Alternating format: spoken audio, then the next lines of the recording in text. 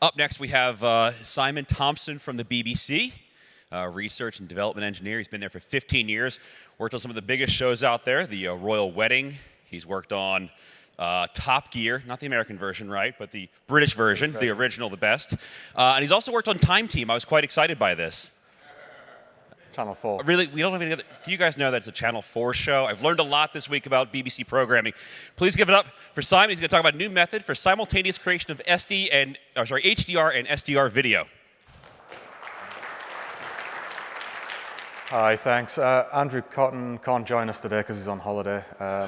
He's currently in a city that's got a riot going on, so I've been getting some text messages from him.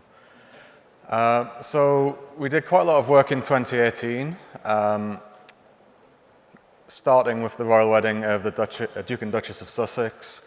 We went to the FIFA World Cup, we did Wimbledon Centre Court, and we did the European Championships in Berlin. The royal wedding was the hottest day on record in May in the UK. We had about 1.9 billion viewers off the back of the truck that we were working on. I think we finished work on the setup about midnight on the Friday, ready for the wedding at 3 o'clock on the Saturday afternoon. And there was a big argument about not wearing suits because we didn't have any with us. We then went to the FIFA World Cup, where it was the hottest June on record in Moscow. It was a huge setup. You can see in the middle of the picture there, just outside St. Basil's, there's about 25 studios built. Learned quite a lot there. Number one, PTP doesn't work when Vladimir Putin's anywhere nearby. Just go back to PAL, Black and Burst, whatever you do. Second, when you're stuck on a car park outside Moscow, you get up to some weird stuff. So congratulations to all my German colleagues who won the best beer competition and the worst drink competition with the sauerkraut saft. Then came back to the UK, went to Wimbledon, where it was the hottest July on record in the UK, and then went to Berlin with the EBU to do the European Championships, where it was 110 in the shade. So we spent the entire summer boiling hot in OB trucks around the world. So how complex were they? The royal wedding, we had 76 UHD cameras, all running HLG. And we also took a feed from Sky UK of 30 cameras, which were SDR 709, but UHD. For the FIFA World Cup, we had 7 studio cameras in HLG and an incoming host broadcast services feed, which was S-Log3. So we had to reverse engineer S-Log3 whilst we were out there to turn it into HLG. Wimbledon, luckily both BBC and the Wimbledon broadcasting services were 2160p 50 HLG, so we didn't have to do anything. And then for the European Athletics Championship, we bodged together 2160p 100, so that was 8 cables per camera coming back over 17 kilometers into the switcher. 2 switchers, actually, one doing odd frames, one doing even frames. For all of these productions, we had 2 switchers in the truck, an HDR switcher and an SDR switcher. So this is quite a complex thing to get timed correctly, and you also need trucks that have got 2 switchers. Not all of them do, so we wanted to move on from that. And in each case, we were shading the SDR output of the camera, hoping that the HDR would accurately follow, and tweaking the HDR output controls to try and make it look okay. It does give you good HDR quality, but it's quite conservative. So this year we wanted to do an updated workflow based on stuff that we'd started at the royal wedding. We wanted it to be simpler to implement so more broadcasters can start doing UHD HDR. We wanted to use a single vision mixer / switcher in the truck because that gives you better control over the output video. And if you can actually use the HDR output of the camera, it gives you more creative freedom. So just a quick review on the transforms that get talked about in the rest of the slide deck.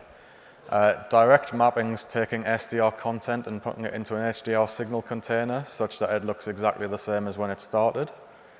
Upmapping is similar, except you give the highlights a boost to try and make it a little bit more HDR-like. You can't go too mad with that, otherwise you get some very strange effects. But you can give it quite a nice boost to make it blend in a bit better. Down mapping's the reverse process, so taking an up-mapped image or an HDR image and down mapping to SDR, and then hard clipping is literally just clipping all your highlights off and clipping off all of the colors that you can't display. So this is roughly what happens in real life. You get some light falling on a sensor and a camera. The output of the sensor is normally linear. It's just counting how many photons are landing on each pixel. You then apply an optoelectrical transfer function. The reason you do that is you're using some sort of transmission mechanism, and you need to make sure that your signal-to-noise ratio is maintained through the transmission mechanism. You then have an electro-optical transfer function, which goes into the panel and outputs display light. Overall, you have an opto-optical transfer function. And yes, we do need some new names for this because it gets quite confusing, even when I'm looking at it from here. Typically, that's a gamma function. It's always been a gamma of around 1.2 for SDR. In HLG, you actually adapt the OOTF in the display depending on how bright your display can go. And there's also a further complication in that there's two different types of transform for each of those four. So there's actually 8 transforms that you need to choose between. So if you imagine you've got a camera, it's got 2 outputs, an HDR output and an SDR output. The camera sensor will go through the HDR OETF to give you the HDR signal. And there'll be some sort of gain and gamut clipping going on to give you an SDR signal coming out of the same camera. So if you go backwards around the chain through a pretendy ideal camera sensor, then the output signal matches a native camera pointing at the scene. And if you go forwards through the monitors that you'd have in the truck, you get a display referred signal, so the output signal matches a native display.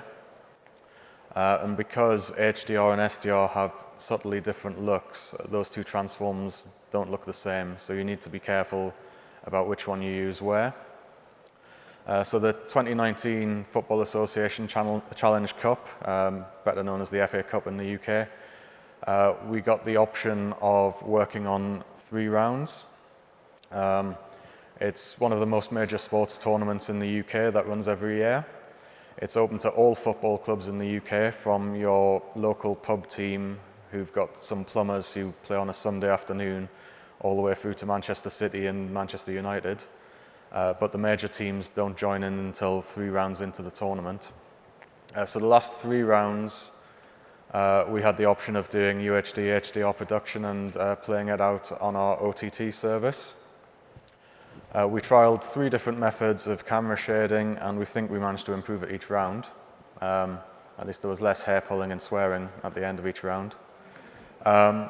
So this started roughly February this year. I had to go down to the OB vendor and tell them that we wanted to use their truck, which was providing a signal to about 400 million people as an experiment. That went down as well as you can expect, and it took about 2 days' work just to convince them that we could do this. So the first round we did was the quarterfinal, Millwall versus Brighton and Hove Albion. This was in Millwall, club in South East London, well known for its hooligan element.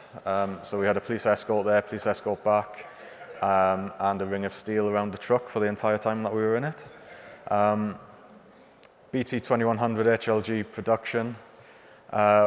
We had a camera with an HDR and SDR output, different camera to the ones that we'd used for all of the productions in 2018. So this was the first time we saw this camera in real life, and what we found was that the HDR output controls worked completely differently to the cameras we'd used the year before. So the HDR cameras were shaded using the SDR output. It was very, very difficult to control both outputs, and the differences between the shading monitor and what was going out on transmission were actually quite noticeable. That SDR transmission did go to air. It was seen by about 20 million people, and the vision engineers in the truck were slightly concerned that it didn't match what they were doing. So for the next round, this is the first round that we actually sent the UHD signal out for. Again, it was a BT2100 HLG production, and one of the selling points of HLG is that you can monitor it on an SDR monitor. So we shaded the cameras on a BT2020 Gamma 2.2 monitor. One of the reasons, there's two main reasons that we can't yet shade on the HDR that's coming out of the camera using an HDR monitor. First off, the HDR monitors are still £30,000 a pop, so if you've got 10 RACS engineers and a vision guarantee engineer and 2 transmission engineers, you're looking at nearly £500,000 just on RACS monitors in the truck.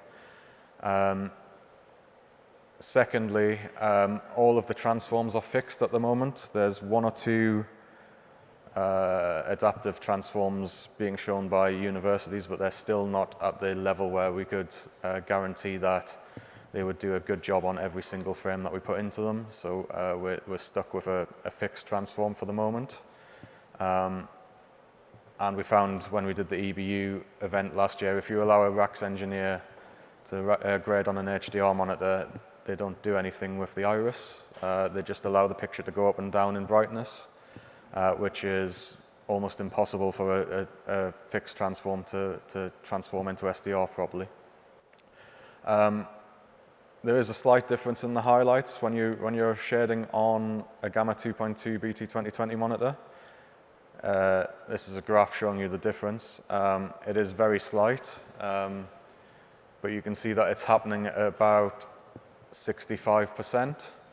Unfortunately, 65% is roughly where reflective Caucasian skin tone is. So if you've got controlled lighting conditions, you can use this. It works really well. If you're somewhere where, like a football match, where you're under ambient lighting that's completely changing all the time, we recommend you go for the next thing that we tried. So on the final, Manchester City versus Watford from Wembley, we actually put the same down mapper behind the camera shading screen as we were using on the transmission output. So you could, what the RACS engineers were seeing was exactly what was going out to the home. And the feedback we got from this was because they were so confident with the controls, they could craft some really beautiful images. They could get highlights in there that they've never seen before in the 709. And they could play with the colors a lot more than they were used to playing with. So they were very happy that it gave them a much better workflow. That's my boss's drawing of the production architecture of the FA Cup final. Even I can't read it from here, so I'll go on to some bigger ones. Suggested workflows. So we've got 2 suggested workflows for people who want to make HDR programs. The first one's trying to be a bit more simple. This is for a controlled lighting, so more of your studio program. And it's also for single broadcaster, so you don't need to give any ISO feeds to anybody. If you've got a HDR camera, you can shade it using an SDR monitor, a BT2020 monitor set to Gamma 2.2.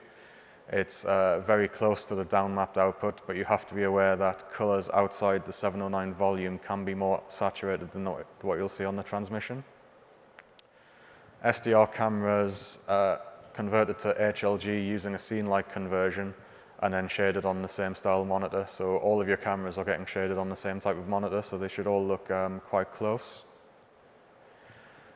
Pre-recorded VTs or videotapes, even though we haven't used videotape in 10 years, we still call them videotapes. ITUR BT2100 HLG pre-recorded inserts, no conversion. If you're doing a pre-recorded BT709 invert, you can use a display light conversion. So that means that the colors going out on the transmission will match exactly what the person who did the colorist saw in his coloring room. And you can either do it real time or convert it in the edit software. Graphics, we still have issues with graphics. I'll come on to that later. You need to use a direct light mapping from sRGB or Adobe RGB or ProPhoto or sCRGB into your HDR format. There's currently no HDR standard for graphics, which I'll come onto in our future work sort of scenarios that we need to look at. And your graphics white maps to HDR reference white, which is about 75% for HLG. Multi-view and program preview. Most OB trucks just have a TV that they bought in Dixon's. As long as it supports HLG, you can just look at the transmitted output pictures. Transmission output, you need to use a display light down mapping. You get very close colors between the HDR and SDR transmission, but your SDR is less saturated than your HDR. If you could make the SDR look like HDR, there'd be no point doing any of this.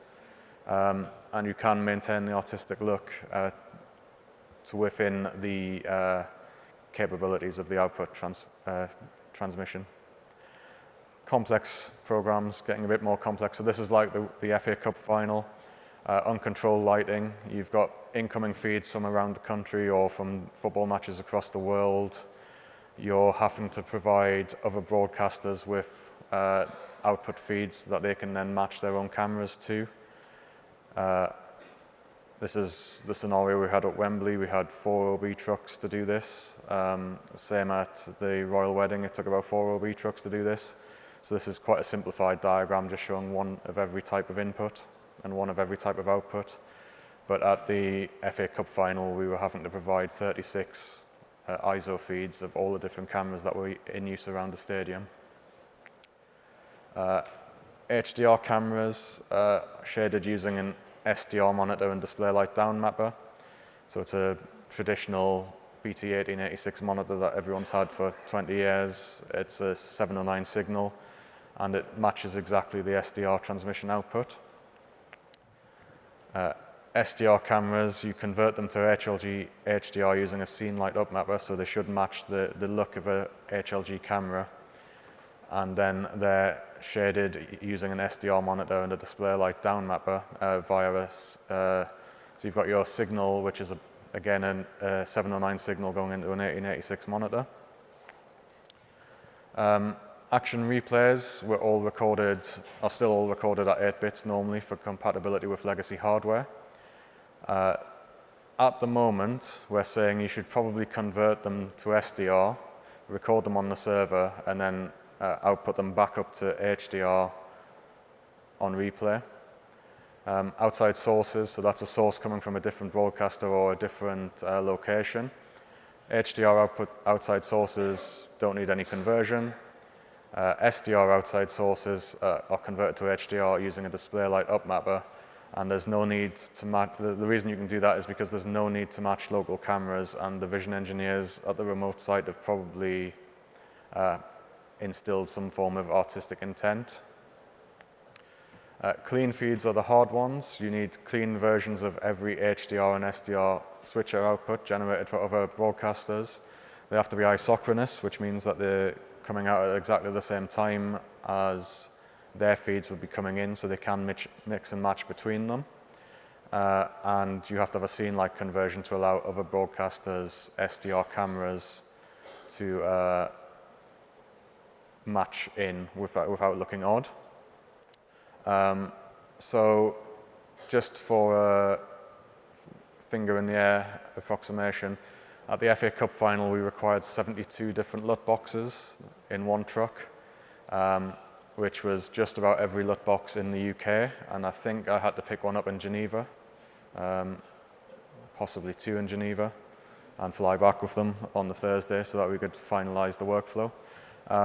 So one thing we'd say is, as it's a lot of the new switches that came out at IBC now have LUTs built into them. A lot of the camera manufacturers are building the down conversion LUTs into them. So within the next year or so, most of that requirement's going to be gone. It'll just be things like your transmission output requires 1 LUT box on there. signal lineup causes issues. If you take 2100 color bars, the primaries of 2100 are completely different colors to the primaries of BT709. So if you preserve the hue of the color bars and downconvert them, they no longer land on the targets in the vector scope. So I spent more than 2 hours on the phone to various other people in the BBC the first time we did this, explaining to them that we really didn't care that their vector scope was wrong. Just put it out to air, please. So we need a new standard for color bars, which we've started to work on at the EBU. That's a 95% finished set there. Hopefully out next month. Replay servers, 8-bit versus 10-bit. There's a cost penalty in moving from 8-bit to 10-bit. Normally that halves the amount of storage that you've got on your replay server. So at the moment, people are converting HDR to SDR on the input and then SDR to HDR on the output, which is where an awful lot of those LUT boxes went. If you've got 16 channels of replay, then you need 32 LUT boxes just to do your action replays. So we're currently leading an investigation into the compromises of 8-bit HDR recording.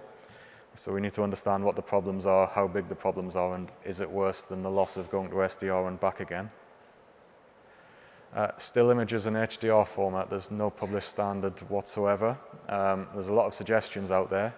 All of them are bodges. So having a text string in the PNG file, which then fires up a separate bit of code that only exists if you've bought it from a certain manufacturer, which we don't want. We want a standard for that.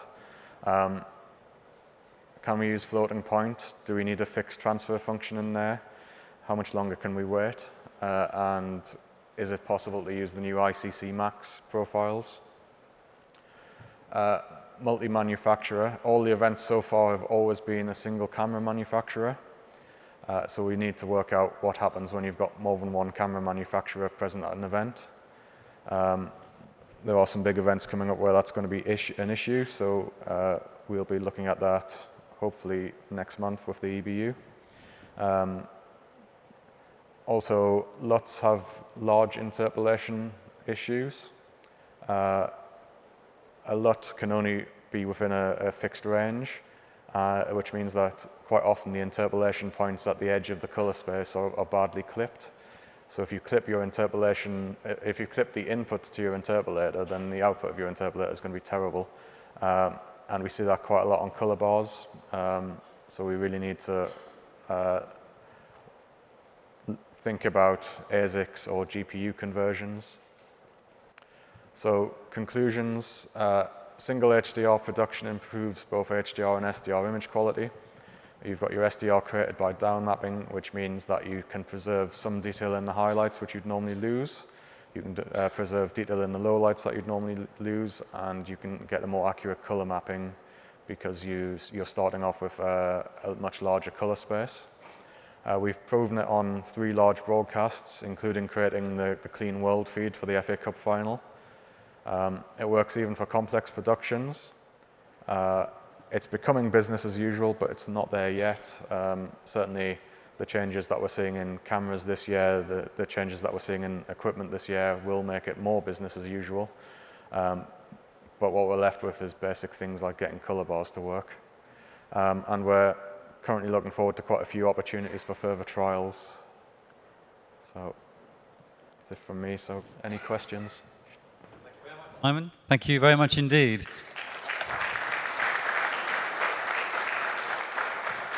I must say, as a fellow Brit, it really warms my heart to hear a SMPTE presentation with the words Bodge and Watford in it. Bodge is like just sort of cobble it together, make it work somehow or other. Yeah, okay. Yeah. Any questions? I'm afraid if there's not one quickly, that means, Simon, you're going to get one from Chris. Hey, Hey. I love British television. So what's the roadmap? You're saying that you've been trying this out. It seems really expensive, really cumbersome, although your life seems really interesting because those stories are pretty hilarious. what's next for you guys? Where are you going to take this? When are we going to be able to see this? And can I watch this as an American? Can I see the work you're doing right now on like BritBox or Acorn or something like that? So we've got a few trials coming up next year. I'm not allowed to tell you which ones they are. Some of them you might be able to guess. Where we're taking it is we want to see more and more single vision mixer, single switcher productions. So that means that we get better pictures in the SDR domain for the majority of our customers, and as more and more people can access the feeds in the home, they'll get better pictures on their UHD TVs.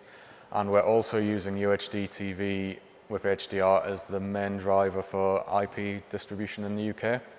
So this is only available on IP, so you have to move over to our iPlayer OTT service to use it. So that's proven interesting. We've broken the internet on one occasion in the UK by having too many subscribers. So we're looking at ways of extending the reach of the public internet in the UK. So it sounds like if we follow you on LinkedIn, you're going to tell us more, and we can know when. All right, excellent. Thank you. Okay. So this sounds a lot like 10 years ago with the SD to HD migration in OBs, and even currently with the 2110 SD to 2110 interoperability in an OB. The HD conversion took probably, I would say, in my experience, about 5 years to get over the hump before it was not a problem to have a mixed truck. Do you think this is going to be Moore's Law and will be a year? Do you think you'll be a year from now, you'll be speaking about how easy it is to do when working, or you think it's 3 to 5 years out or more? I think trucks in the UK, the first trucks we used in 2018 all had 2 vision mixers in, all had a lot of capability of doing up conversions, down conversions. The new trucks that are coming out are smaller, can do more cameras and have a single mixer in there because they've sort of accepted that this is the way to go. 2110's helping because it makes swapping between being an HD only truck to a UHD and HD truck to a UHD only truck a lot faster. Strangely, all of the trucks I was in 2018 all had a sticker on saying "World's First ST2110 Truck." 3 different vendors. But I think we're certainly for the high-end events. I think HDR-only production is going to take off really quickly. I think we know of a few events which are going to be HDR-only production with a down convert on the end, but I can't tell you which ones they are. Thank you. Very quickly, please, one final question. Hi, I had a question. When you were doing the shading, you were saying that you were trying to make a pleasing image on the SDR signal, on the downgraded SDR signal. Will that, when you achieve your desired grade, did the HDR look great also, or you had to do a separate one for the HDR as well? No, so there's no separate shading for the HDR. It does look good. It looks well within. So what you don't get is the image drifting up and down, which you can get in HDR. So I did an event in Dusseldorf 2 years ago, which was a cycling event. And the shaders at that event just allowed the cyclists to go in and out of the shadows and allowed the HDR to show it getting much brighter and much darker, much brighter and much darker. You don't get that if you're grading the SDR picture, but you still get a great HDR picture. Thanks. Simon, thank you very much. It's just great to hear something so practical, so in the real world of production. Great place to finish. Thank you very much.